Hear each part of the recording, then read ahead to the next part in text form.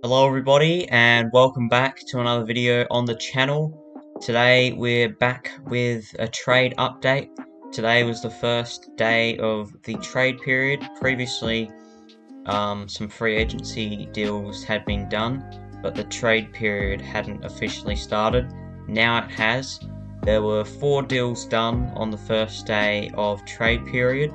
2 of them were free agency signings, so not technically trades, while the other 2 trades were also not involving any players, but rather just pick swaps. However, there was still news surrounding player movement in terms of trades as well, which we will cover in this video. So the first deal of the day which got completed was Tom Doedee moving from Adelaide to Brisbane.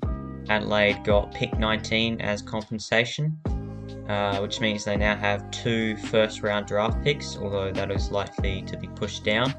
So currently they have pick 9 and pick 19. Pick 19 used to be the first pick of the second round, but now it's part of the first round. Not really sure why, but there you have it. Second deal was a pick swap where Bulldogs got pick 4 from Gold Coast, who are obviously looking to trade away that pick for a few more lower end picks in return, because they're trying to match a bid for an academy player, or trying to get enough picks to match a bid, I should say.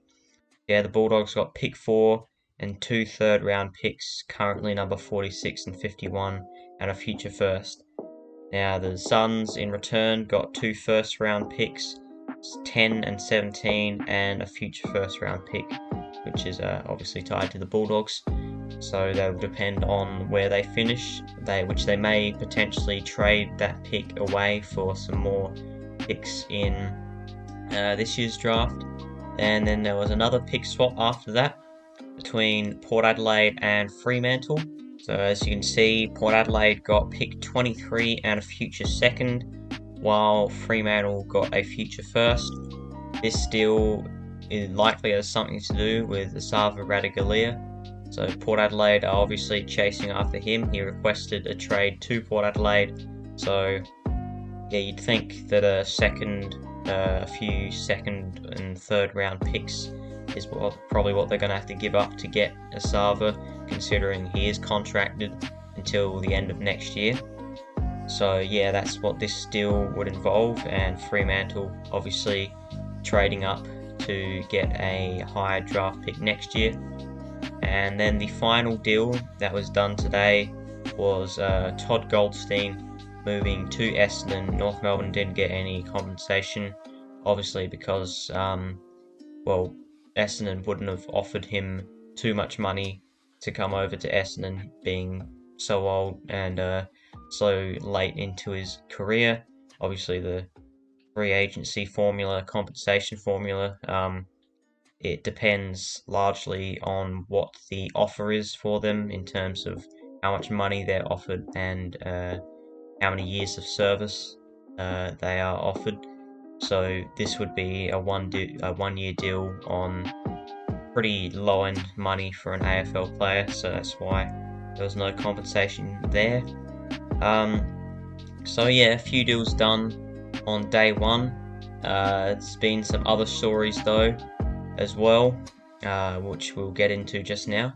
So as you can see on screen, there were a couple of trade requests put in. Xavier Dersma to Essendon. He had been approached by some rival clubs. He has now requested a trade to Essendon. Still has a year to run on his contract. Brandon Zerk-Thatcher obviously requested a trade from Essendon to Port Adelaide. So you'd think that there would be a deal involving both of those players. I wouldn't think there'd be a straight player swap, but they would be the main two facets in that trade. And then a pretty unexpected trade request. I didn't see this one coming. Lockie Schultz has requested a trade to Collingwood. Very good forward for Fremantle. Definitely their best small forward, actually. Probably the best forward in general at the moment. Still has a year to run on his contract.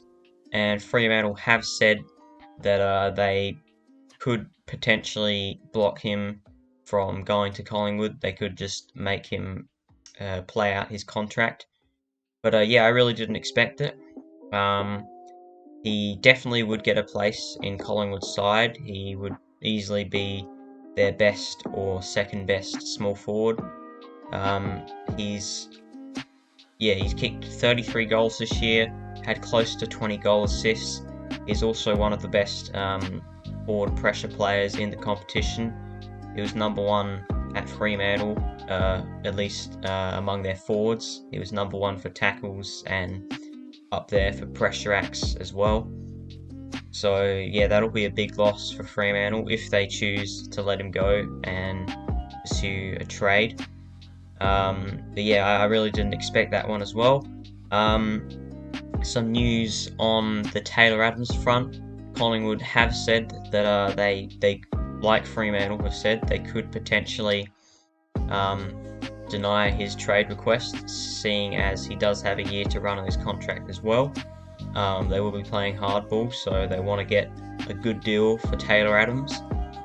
Potentially, they would be more inclined to let him leave now, considering that Schultz is coming in. Adams played as sort of a high half forward midfield role. Schultz would be a pure forward, but still not quite a like for like replacement. But it would be it's an outgoing forward and incoming forward in Schultz, so it would replace Adams, not quite in the same role. They could do some tinkering to get some other players to play in that role that Adams played, and then have Schultz as another genuine small forward. But yeah, that was pretty much everything that happened on day one of the trade period. Still other deals taking place. North Melbourne are trying to get a deal done with Dylan Stephens. The Brodie Grundy thing is still to happen. I don't believe Grundy's officially put in the trade request yet. I don't think so anyway. I mean, I saw a post a while ago which said that he'd informed Melbourne and Sydney that he would like to play for Sydney, but then I couldn't find anything on the AFL website about an official trade request being put in, so I'm not really sure what's happening there. But yeah, that pretty much covers everything that I wanted to cover in this video. Hope you did enjoy. If you did, leave a like and subscribe, and I'll see you all in the next one. Bye.